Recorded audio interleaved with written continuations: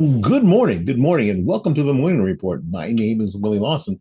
The Morning Report is a production of fightbackmedia.com, fightbackmedia.com, and fightbackmediatv.com. We trust that you are doing great today. We have a couple of stories, maybe three stories we want to talk to you about. The first one is really one of those things that I think is an interesting story, and it's an interesting thing that we're dealing with. Um, I am a Cold War baby, born in 1960, and spent a great deal of my, I thought it was a bug or something flying, a great deal of my life, dealing with the Iron Curtain and all those kind of things, and the Berlin Wall, and now I don't know if we've taken 50 years to get back to where we were, because a good friend of mine who passed away recently said that in a lot of ways we've spent a lot of time getting back to exactly where we were 50 years ago. Um, and there could be any number of reasons for it, but we seem to be back there, fighting proxy wars. The Pentagon's top brass fawned oh, over Volodymyr Zelensky's visit to the Department of Defense University. As of course, he came to do what? Not thank the U.S. for what they've done and tell us what their plans were as the Ukraine, as they're going to fight the Russian invasion and Vladimir Putin's fight on democracy and freedom. No, we need more money. Y'all got any more money? Here's a story by Christina Wong from Breitbart. U.S. defense leaders fawned over the Ukraine President Zelensky on Monday during his visit to the Pentagon's National Defense University as he pitched for more U.S. payer aid to Ukraine. Now, I don't think he cares, but I don't think that this dude realizes where this money comes from. It isn't just like sitting in some government bank somewhere to hand to him like a king or queen or a duke or a duchess. This is U.S. taxpayer dollars. This money, this $60 billion that the president has asked for, $61 billion. Sorry, um, isn't just supposed to come out of the sky. This is money that comes from you, your family. This is money that you are sending to the Ukraine. For whatever reason,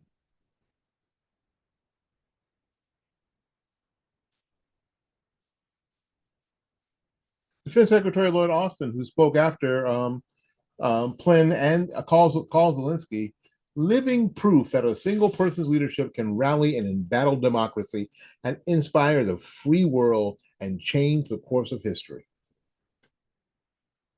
Do you believe that? Do you believe that Volodymyr Zelensky, the comedian, is that guy? He called Ukraine's fight for freedom one of the great causes of our time, and America's commitment to supporting the Ukraine unshakable. Now, my question still is, and it needs to be your question. This is the question that you ask your Congress critter. When does it end, or does it end? How long are we going to be involved in this? What does victory look like?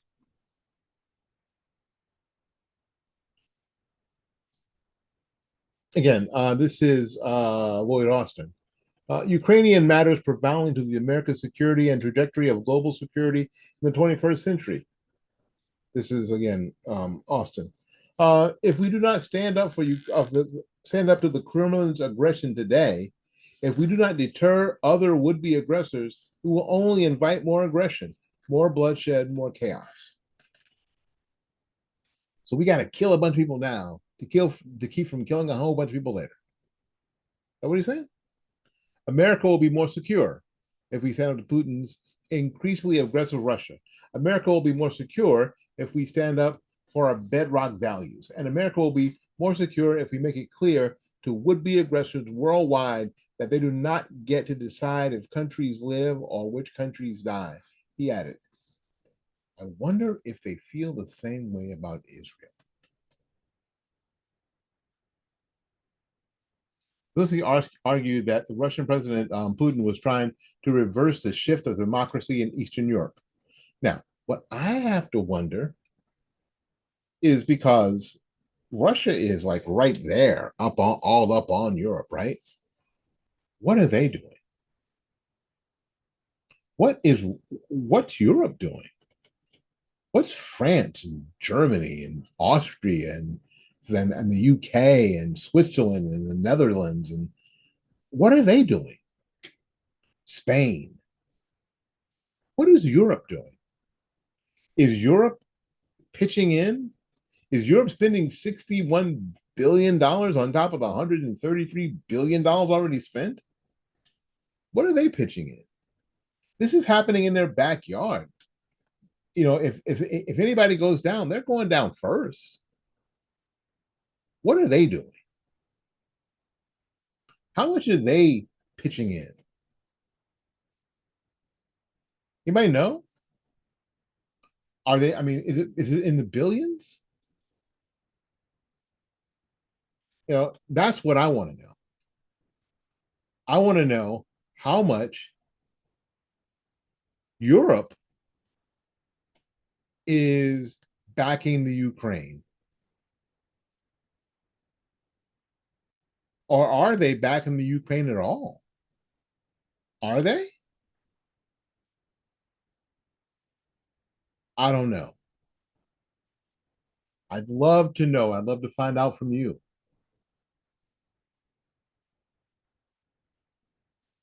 Okay. Now it's without American boots on European ground defending freedom against Russian aggression. They need American Bradleys, thanks.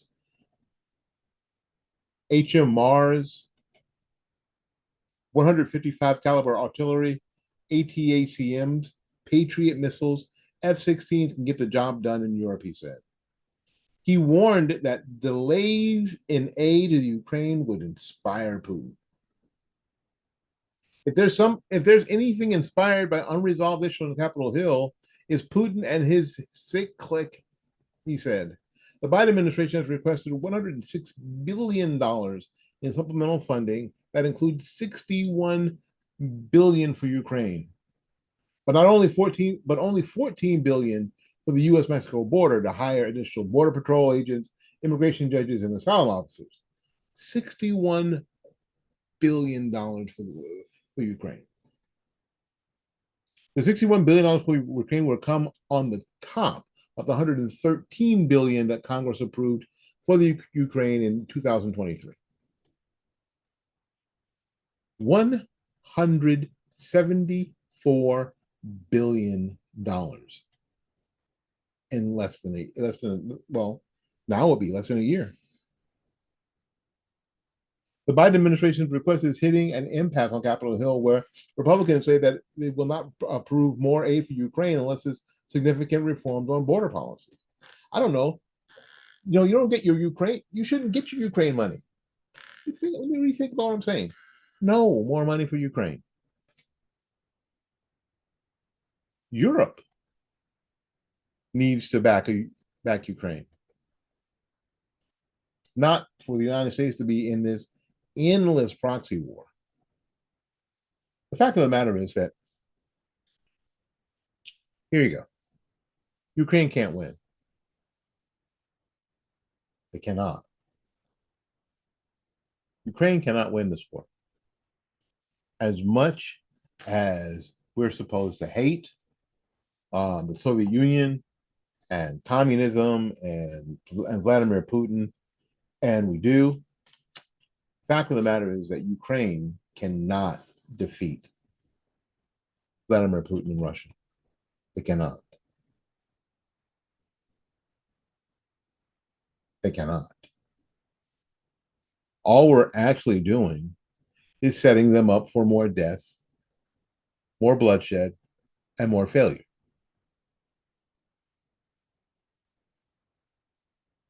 That's the truth. That is the absolute truth. Now, if we wanted to go into the Ukraine with purely humanitarian aid because of what's happening to them, we should. And the UN should be doing the very same thing, but the UN is useless. But this continuous push to feed billions of dollars to the military industrial complex, especially for people who are in the Pentagon, from people who are in the Pentagon, that we're going to have to take a really hard look at and then stop it. And it's not the most popular thing, but it's something that I believe that we should do. What do you think? Write it down in the comments. You can disagree if you like. You're welcome to. I'm going to go a little break. We'll be back right after this message. What's going on, Tampa? Jeff Dow from JD's Pressure Washing here again, and we wanted to share something really cool with you that we're going to be doing that you can be a part of. Tampa is home to 21,000 veterans. We all love our vets, and being one myself, we wanted to find a way that we could give back. So here's what we're going to do.